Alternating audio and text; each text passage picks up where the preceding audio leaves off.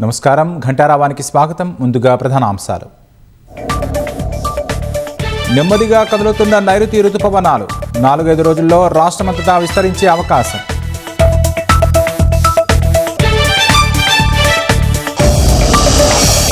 పల్నాడు జిల్లాలో విషాదాన్ని మిగిల్చిన విహారయాత్ర. కృష్ణానదిలో పడవ బోల్తా పడి 4 జల సమాధి.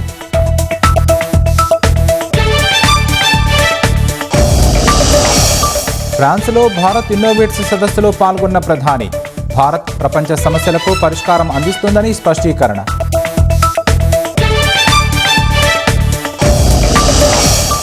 చైనా తైవాన్ ఉద్రిక్తతల వేళ కీలక పరిణామం. బీజింగ్ గుట్టును చేరవేయండని తైపీ పిలుపు.